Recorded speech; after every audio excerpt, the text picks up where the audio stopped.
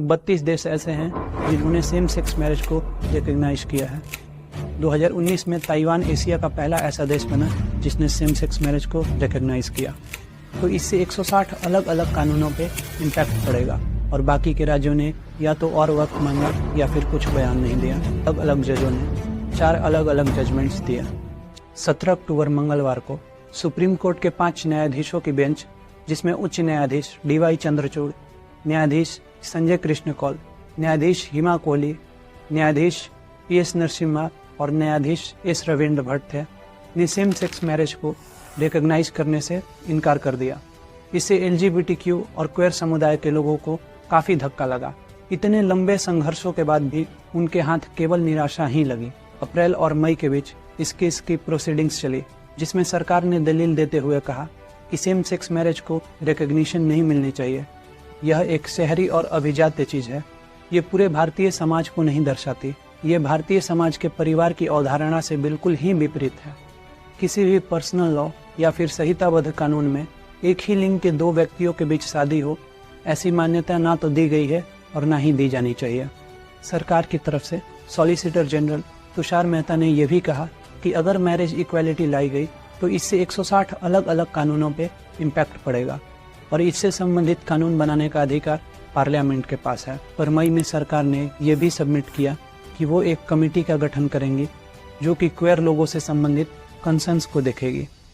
वहीं पिटिशनर्स की तरफ से advocate Gita Luthra, advocate Abhishek Manu Sanghvi, advocate आनंद ग्रोवर आदि ने कहा कि क्वेयर्स को भी इक्वालिटी राइट्स मिलनी चाहिए जैसे कि हेट्रोसेक्सुअल्स को मिली है, ताकि वो भी एक डिग्निफाइड लाइफ जी सकें। उनका कहना यह भी था कि स्पेशल मैरिज एक्ट के तहत सेम सेक्स मैरिज को भी रिकग्निशन मिले।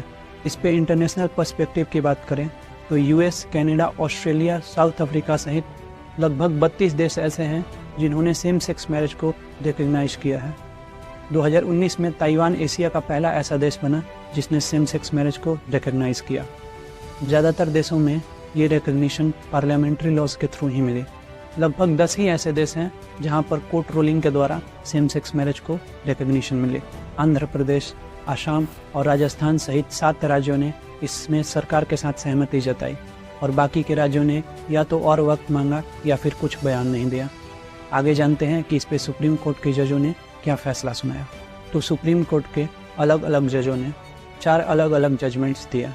चीफ जस्टिस DY चंद्रचूड़ ने अपने जजमेंट में ये कहा वो तुषार मेहता की इस बात से बिल्कुल सहमति नहीं रखते कि क्वेयर से संबंधित कानून बनाने का अधिकार केवल पार्लियामेंट के पास है, कोर्ट के पास नहीं। क्वेयर कोई अर्बन और एलिट कॉन्सेप्ट नहीं है। ये एक गांव का किसान भी हो सकता है। इसका किसी व्यक्ति के कास्ट, क्लास, आर्थिक और सामाजिक परिस्थिति से कोई संबंध नहीं है। और ये कहना भी गलत है कि शादी जैसे संस्थान अस्थायी हैं और उनमें बदलाव नहीं किए जा सकते। क्वेयर्स को भी अपना साथी चुनने की आज़ादी है और सरकार को इन्हें हर तरह के अधिकार देने होंगे।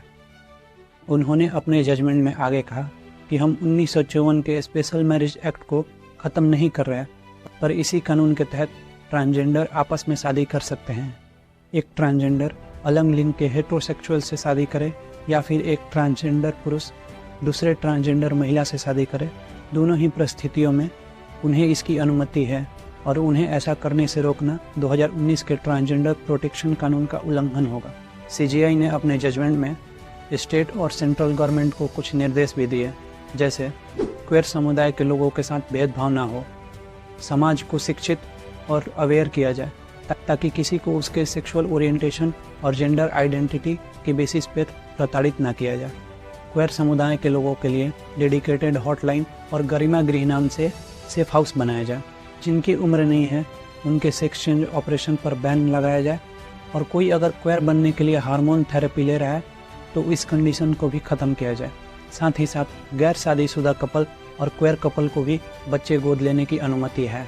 CJI ने पुलिस और जांच एजेंसियों को निर्देश देते हुए कहा कि जांच एजेंसियां किसी भी व्यक्ति को उसके सेक्सुअल ओरिएंटेशन और जेंडर आइडेंटिटी के बेसिस पर क्वेश्चन करने के लिए थाने नहीं बुला सकती और ना ही उनके घर जा सकते हैं।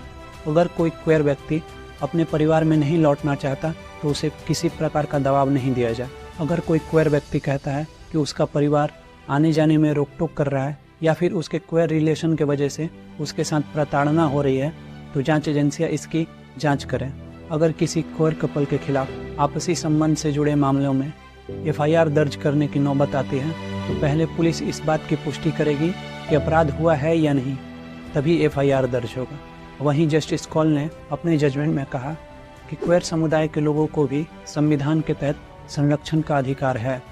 हेट्रोसेक्सुअल मैरिज और सेम सेक्स मैरिज को एक ही सिक्के के दो पहलू के रूप में देखा जाए।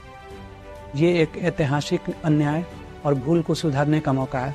सरकार को क्वेयर लोगों को भी हर तरीके का अधिकार देना चाहिए।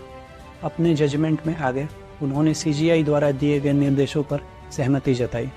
वहीं इसके विपरीत जस्टिस एस रविंद्र ने अपने जजमेंट में कहा कि वो इस बात से तो सहमति रखते हैं कि हर व्यक्ति को अपना पार्टनर चुनने का अधिकार है, पर शादी कोई मौलिक अधिकार नहीं है। इसे कानून बना कर दिया गया है और कोर्ट कोई नियम और कायदा बनाता नहीं।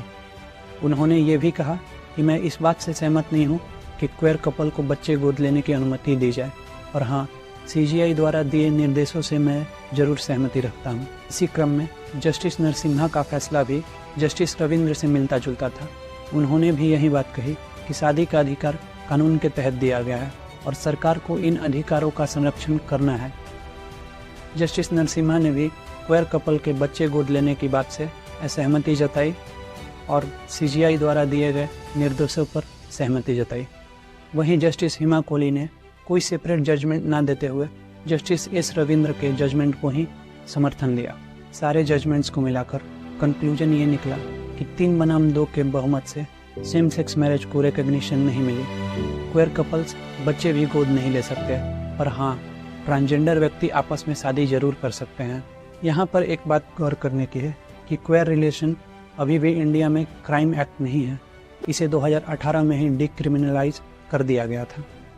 इन सब पे आपकी क्या राय है, कमेंट सेक्शन में ज़रूर बताएं। वीडियो को लाइक और चैनल को सब्सक्राइब करें। मिलते हैं अगली वीडियो में। नमस्कार।